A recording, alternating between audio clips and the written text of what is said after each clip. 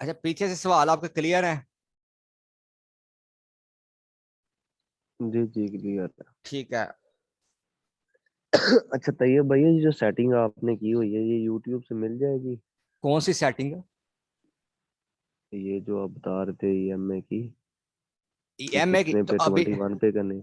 अभी करके तो बताइए। ये सारी की सारी क्लासेस बैच 2 बैच 3 के प्लेलिस्ट में पड़ी हुई हैं। चलो ठीक है, वो से ले लेते हैं। डीपली पड़ी हुई हैं वहां पे। आप मोबाइल में इतना नहीं समझ आती है, पीसी में हो ना तो फिर अच्छा है। तो आप मोबाइल की कल जगह तक ने पीसी बनवा लेते फिर। नहीं, कल तक ना भाई को कहा है, उसके पास है पीसी वगैरह था, मैं शॉप से उठा के ला दूंगा आपको। हम्म। तो आप ले लेना। उनसे पैसे मांगे थे, वो कह रहा था नहीं, पीसी मुझसे ले लो, बाद में ले लेना। ठीक है ठीक है। अच्छा, और कोई सवाल? असद का है वो चार्ट की, उसको समझ नहीं आती तो वो ठीक है, आप स्क्रीन शेयर अपनी करके मुझे बता दो। तो कहाँ पे आपको समझ नहीं आ रही कि किस चीज की समझ नहीं आ रही, क्यों नहीं आपसे चार्ट रीड हो रहा है?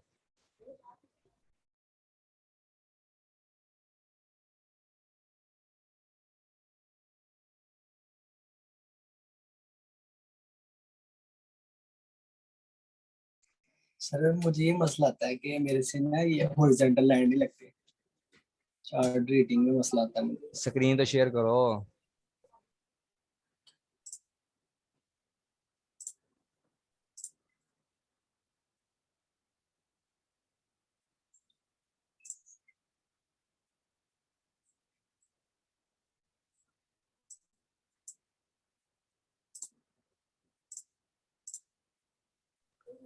अच्छा तैयब भाई, कंप्लीट वो हो गई बाहर क्लास अभी?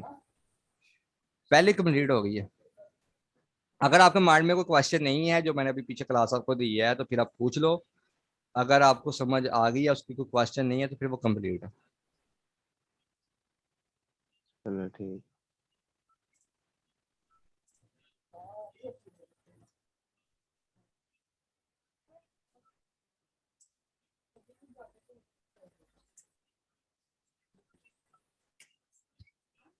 शिब का चार्ट ओपन है। और ये कितने इंच की एलईडी यूज कर रहे हो आप? 24। जबरदस्त है।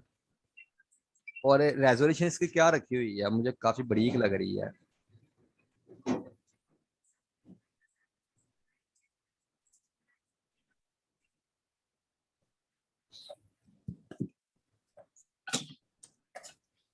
चलो, नोटपैड को तो आप बंद करो ना, या स्क्रीन स्क्रीन बारीक करके मुझे बताओ कहाँ पे आपको समझ नहीं लग रही।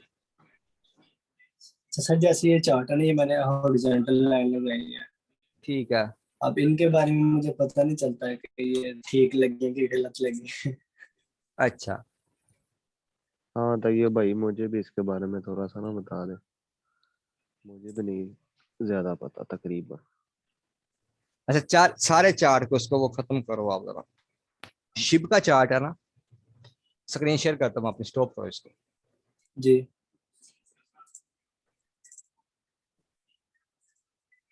मैं अपनी शॉप स्टॉप करूँ? हाँ, आप अपनी स्क्रीन को स्टॉप कर दो। बड़े अरसे के बाद मैं शिव का ओपन करने लगा हूँ चार्ट।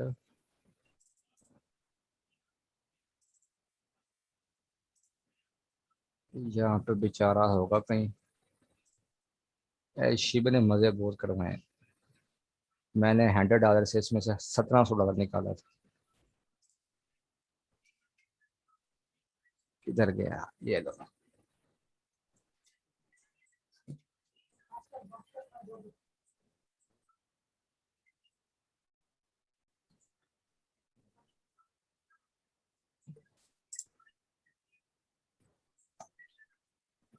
अच्छा ठीक है।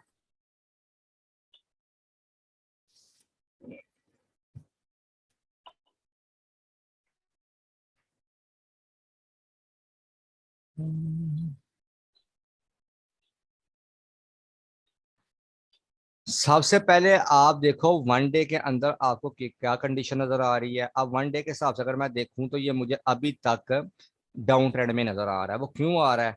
ये देखो, ये अपने नीचे हायर लो बनाता हुआ आ रहा है और पीछे से ये लो लो बनाता हुआ जा रहा है मंडे के ऊपर, ठीक है जी।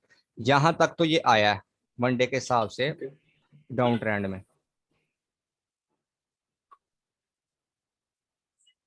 जब भी हम लाइन लगाते हैं ना, ट्रेंड लाइन लगाते हैं, ट्रेंड लाइन के लिए रूल ये होता है कि रिसेंटली जो उसके दो टॉप होते हैं ना ऊपर की तरफ से लगाने के लिए, उसको हम अटैच करते हैं अपने लाइन के साथ।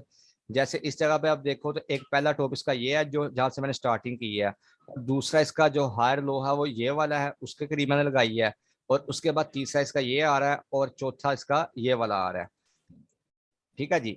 ये चीज आ गई। इसी तरह से सिमिलरली अगर मैं नीचे की तरफ आऊंगा तो वैसे ही उसको मैं टचिंग करूंगा। लाइन को मैंने पकड़ा, यहां से मैंने लगाया और इस जगह पे उसको मैंने छोड़ दिया। तो यहां तक एक इसका वेज बना नीचे की तरफ, फॉलिंग वेज, ठीक है जी। पैरेलल चैनल का देखो नीचे की तरफ आ रहा है, ये नीचे की तरफ।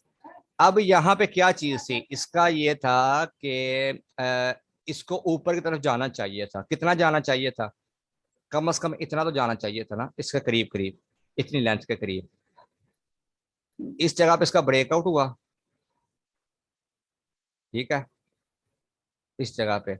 तो इसके करीब करीब उसने दिया ना, ये लो हॉरिजेंटल लाइन आल्ट, और आपने एच का बटन दबा देना है। तो ये इसके करीब करीब आ गया ना। अब यहां से इसको रिजेक्शन क्यों मिली है इस जगह से, कि पीछे इसका ये लिक्विडिटी पॉइंट था। पहले ये इसके लिए इस जगह पे,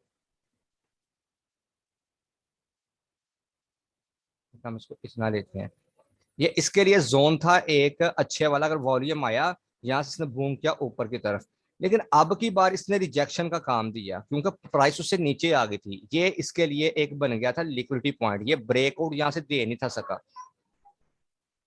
इसको मैं अगर रेड करता हूं, ठीक है, इसको मैंने रेड कर दिया।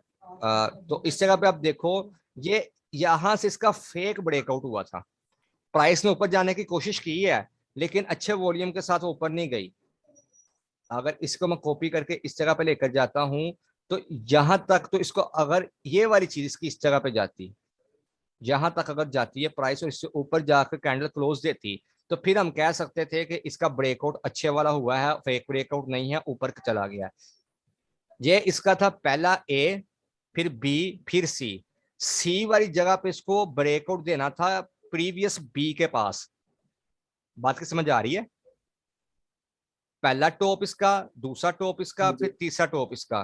तो तीसरे जो टॉप को ना ब्रेकआउट वो बी के ऊपर देना था। अगर वहां पे देता तो हम उसको बोल सकते थे कि यहाँ पे ब्रेकआउट हुआ है, लेकिन यहाँ पे ये फेक ब्रेकआउट हुआ। कैंडल थोड़ी सी ऊपर गई है, अगर आप इसके ऊपर नजर करो तो यहां से थोड़ी सी ऊपर आई है, लेकिन ये जो प्रीवियस इसके लिए सपोर्ट थी ना, वहां पे इसके लिए प्रीवियस रिजेक्शन भी थी। इतनी लंबी विक देखो इस जगह पे लगी हुई है, ये नजर आ रही है, रेड कलर की विक। अब यहाँ पे सेलर हावी हुए हैं जी जी। और यहाँ पे फेक ब्रेकआउट हुआ है, जिसकी वजह से अब नीचे की तरफ चला गया अपने चैनल के अंदर। जब ये अपने चैनल के अंदर आया है, अपने चैनल के अंदर आने की वजह से अब ये साइडवेज हो चुका है। अब यहाँ पे हमारे पास जोन आ गया है, कौन सा? साइडवेज वाला। नीचे की तरफ अगर मैं देखूंगा तो वहां पे उसको मैं लगाऊंगा आल्ट एच, वो मेरे लिए बन जाएगी ग्रीन। अब ये साइडवेज चल रहा है, रेक्टेंगल चल रहा है आपका साइडवेज का।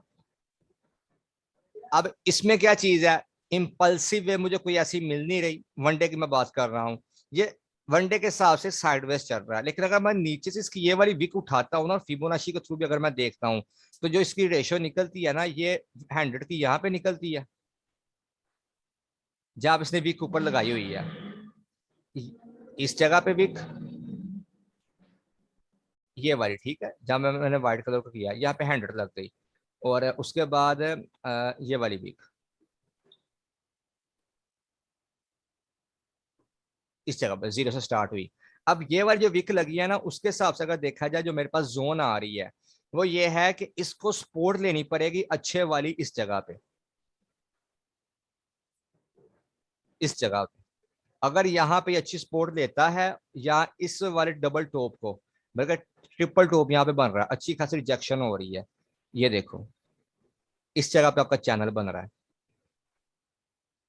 मैं ट्रेंड लाइन को उठाता हूँ और उसके हिसाब से मैं इसको चेक करता हूँ कि यहाँ से जब इसको रिजेक्शन मिली है तो अब ये किस तरफ जा रहा है। एक यहाँ पे आ रहा है, ठीक है जी, रेक्टेंगल इसका, और इस जगह पर आप इसको देखो,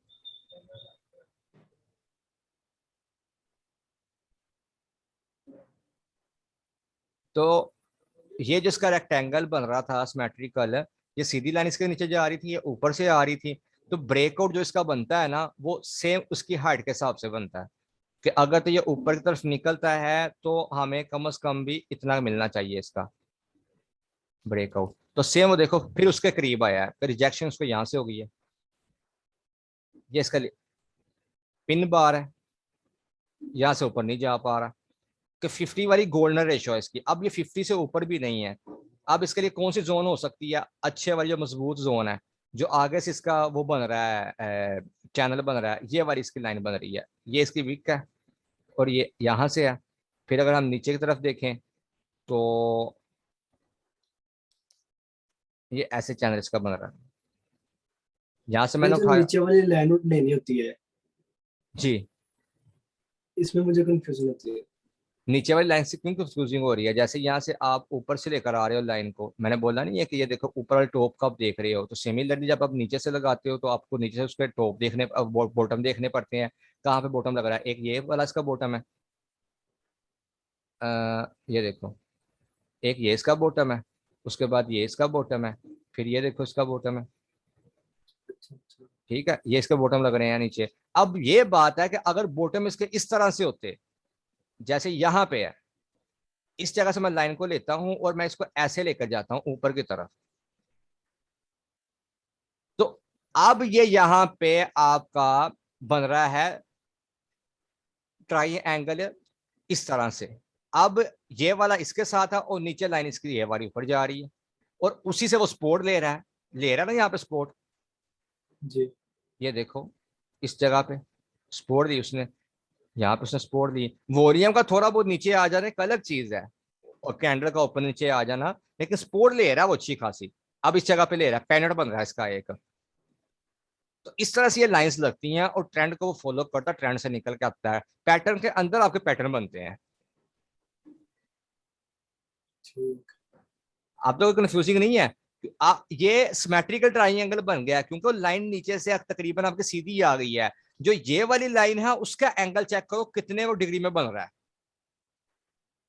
अगर मैं जो आकर गूगल पे सर्च करता हूँ, इधर मैं जाता हूँ और जाकर मैं देखता हूँ पैनट ट्राई एंगल,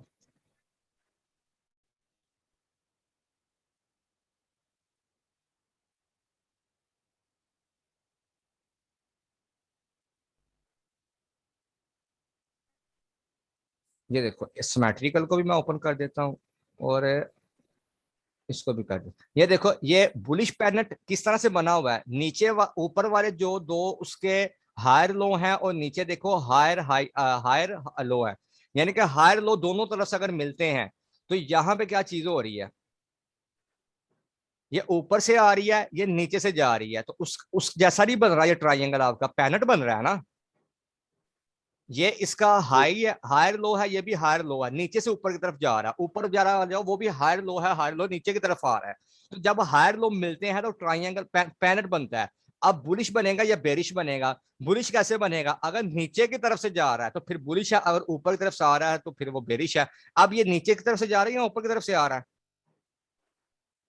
ये ऊपर की तरफ से आ रहा है। ये यहां से स्टार्ट हुआ है ना, तो ऊपर की तरफ जा रहा है ये ना। नीचे से।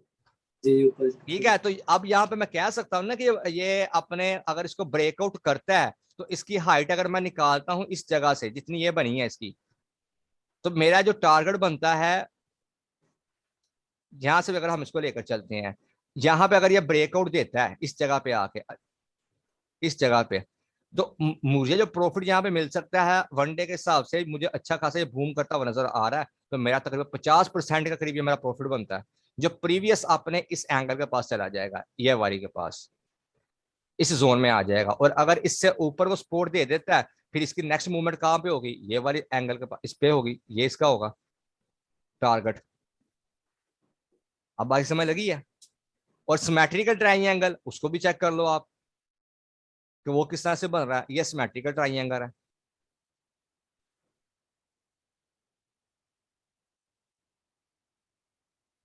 तो ये पहचान आपको पैटर्न से करनी पड़ेगी कि कौन सा पैटर्न आपका बन रहा है। और जितनी ज्यादा आपकी प्रैक्टिस होगी उतनी ज्यादा आपको पता चल जाएगा कि हाँ यार यहाँ पे कहाँ पे निकलती है लाइन, कहाँ पे नहीं निकलती, किस जगह पे जाकर बनती है, कैसे बनती है। क्लियर है यहाँ पे, कोई कंफ्यूजिंग तो नहीं है। जी काफी चीजें तो क्लियर हो गई है। ठीक है, कोई और क्वेश्चन तो नहीं है किसी और बाकी का है? चलो प्रैक्टिस करते हैं, देखते हैं। किसी और का कोई क्वेश्चन तो नहीं है? अगर है तो पूछ लो, फिर इसको वाइंड अप कर दें। नहीं नहीं तो ये भाई कर दे मैडम। ठीक है जी, ओके जी, फिर अल्लाह हाफिज।